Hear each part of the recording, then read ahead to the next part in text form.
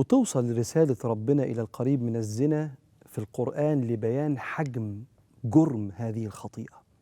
لأن ساعات الإنسان ممكن يقول ده جسمي وأنا حر فيه، أو أنا مش بعتدي على حق حد، دي متعة أنا طالبها وبدور عليها حتى لو حرام، بس في الآخر مش بظلم حد.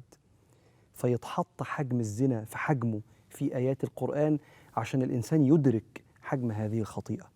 ربنا بيقول في سورة الأنعام: قل تعالوا أتل ما حرم ربكم عليكم ألا تشركوا به شيئا وبالوالدين إحسانا ولا تقتلوا أولادكم من إملاق نحن نرزقكم وإياهم ولا تقربوا الفواحش ما ظهر منها وما بطن ولا تقتلوا النفس التي حرم الله إلا بالحق ذلكم وصاكم به لعلكم تعقلون.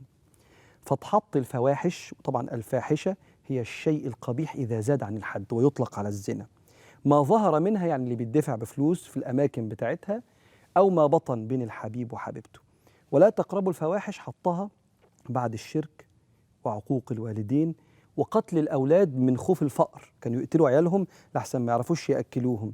وتحط الزنا ثم قتل النفس التي حرم الله إلا بالحق، عشان يبقى في ذهن الإنسان حجم هذه الكبيرة اللي بتعمل شؤم في الدنيا والآخرة إلا من تاب. مش بس كده، ربنا بيقول: ولا تقتلوا أولادكم خشية إملاق نحن نرزقهم وإياكم إن قتلهم كان خطأ كبيرا ولا تقربوا الزنا إنه كان فاحشة وساء سبيلا. ثم جت بعد ولا تقربوا الزنا مجموعة منهيات كلها من الكبائر، ثم قال الله: كل ذلك كان سيئه عند ربك مكروها. فتحط ولا تقربوا الزنا بعد قتل الأولاد، ثم ختمت الآيات إن ربنا بيكره الأفعال دي عشان الإنسان يدرك حجم ظلمانية الروح وثقل ميزان السيئات لو أقدم على فعل زي ده. لأن خد بالك، ربنا سبحانه وتعالى عايز روحك موصولة بيه عشان تعرف تحس بربنا في النعمة وفي البلاء، تحس بيه في الصلاة، تحس بيه دايما جنبك.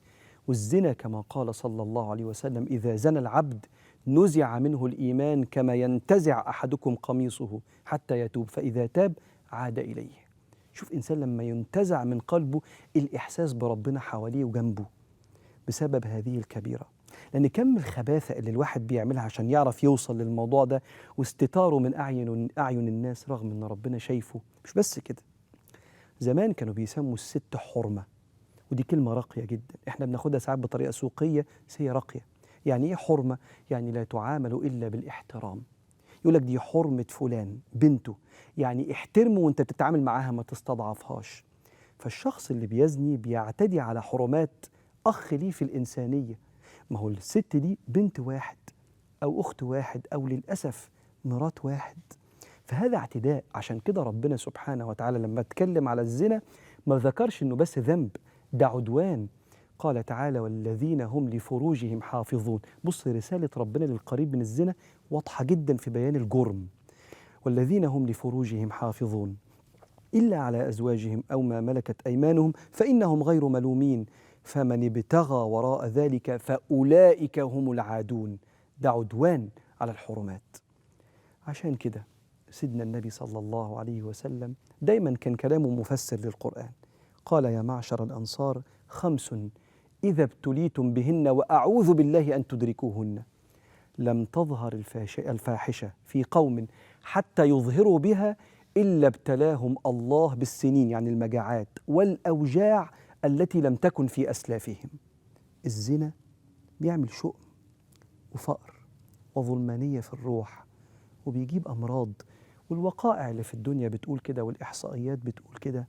لكن ربنا حنين في رسالته، كلام حازم جدا من رب محب، عشان لو واحد مننا ضعيف قدام الموضوع ده يعرف حجم هذه الكبيرة في رسالة الله للقريب من الزنا.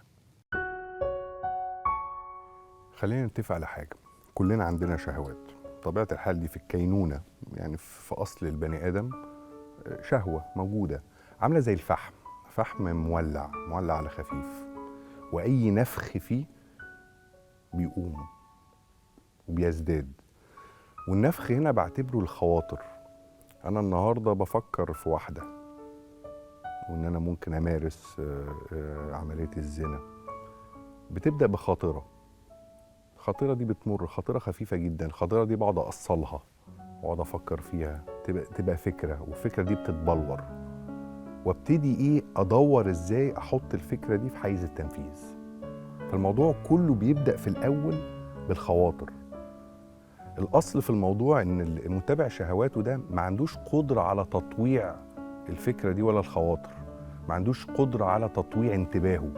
وكأن كده وعارف واحد واقف في البلكونه، كل اللي يعدي يبص له، خناقه في الشارع يبص لها، مش قادر يطوع انتباهه انه لا يلتفت، ملتفت على طول، بياخد ويدي، يبص يمين وشمال، يدور. دي حاجه. ومن العلامات ان انت متبع شهوتك ان انت الفكره دي اول ما بتظهر في صوره نبته صغيره قوي بتقعد تسقيها، تقعد تكبرها، وبتبتدي تفكر في المنظر والشكل وهعمل ايه، وتحط كانك بتحط خطط للي هيحصل، وكانك نفسك يحصل، وعمال تكبره وتأصله وهو مجرد فكره.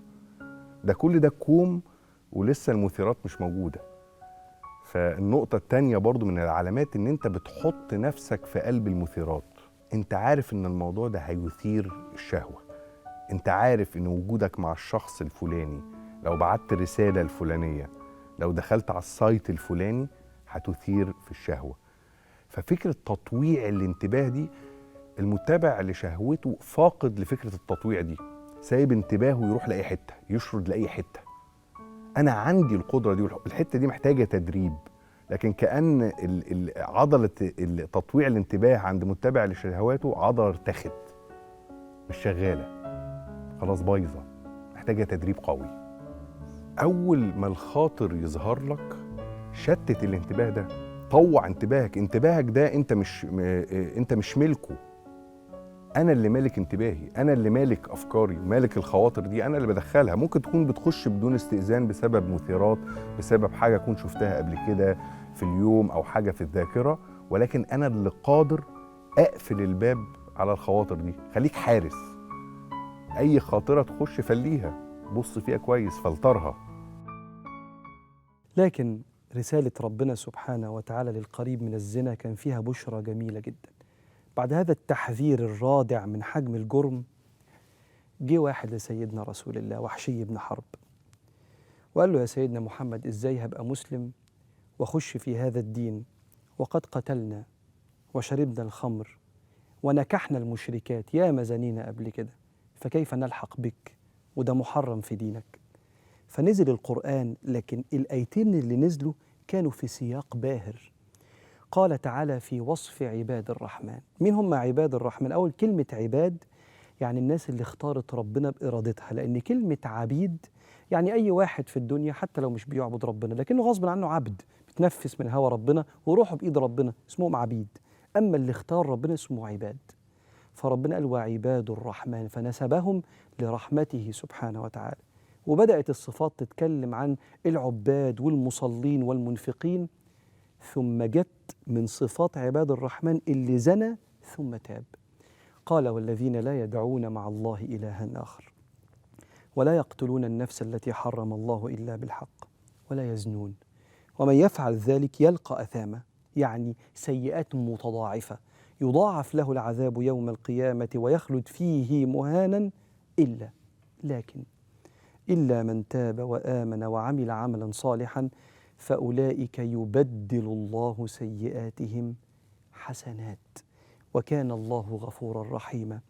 فأثبت ربنا في رسالته للقريب من الزنا إنك لو دقت لذة الزنا وجسمك تعود عليه ثم تبت إلى الله، هذا الذنب سيبدل حسنات، هذا الجرم التقيل قوي سيبدل حسنات. عشان كل واحد راح في الطريق ده يرجع وهو مستبشر إنه مش بس ربنا هيقبله، ده ربنا هيقبله ويقلب له هذه الجرأة والظلمانية لنورانية في الروح وقرب من الله وثقل في الميزان. وطلب ربنا سبحانه وتعالى في رسالته للقريب من الزنا وللجميع، لأن ما فيش حد كبير على الغلط، وإحنا بنسأل ربنا العافية سبحانه وتعالى. طلب 3 حاجات عشان تحمي نفسك من أنك أنت تصل لهذه الكبيرة. الطلب الأولاني اللي كان في رسالة ربنا هو طلب العفة بكف الجوارح. جوارح الإنسان هي اللي بتخليه يتبع خطوات يقع في الآخر في الكبيرة. فمثلا ربنا سبحانه وتعالى قال للراجل: وانت بتتكلم مع الست اتكلم بلغة محترمة، بالذات لو واقفين لوحدكم. ربنا بيقول سبحانه وتعالى للراجل: ولكن لا تواعدوهن سرا إلا أن تقولوا قولا معروفا.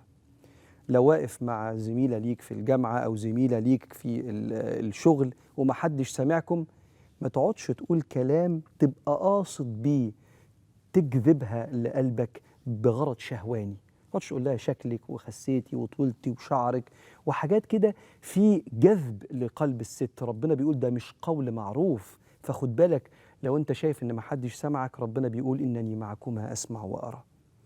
مش بس كده، ده قال للست كمان: احمي نفسك من مرضى القلوب، انك تكوني عندك طريقة فيها نوع من الحياء والحزم في الكلام معاهم. قال: فلا تخضعن بالقول فيطمع الذي في قلبه مرض.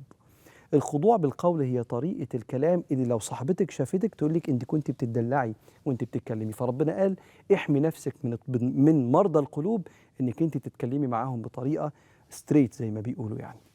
فده طلب العفة بكف الجوارح، مش بس اللسان، كمان العين.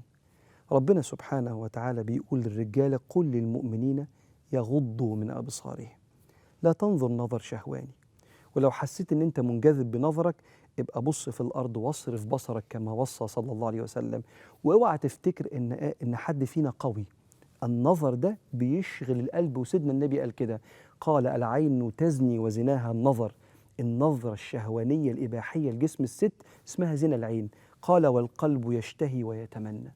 فربنا قال لك في رسالته: قل للمؤمنين يغضوا من أبصارهم ويحفظوا فروجهم ذلك أزكى، يعني أطهر للقلب، أزكى لهم، إن الله خبير بما يصنعون. وقل للمؤمنات يغضضن من أبصارهن.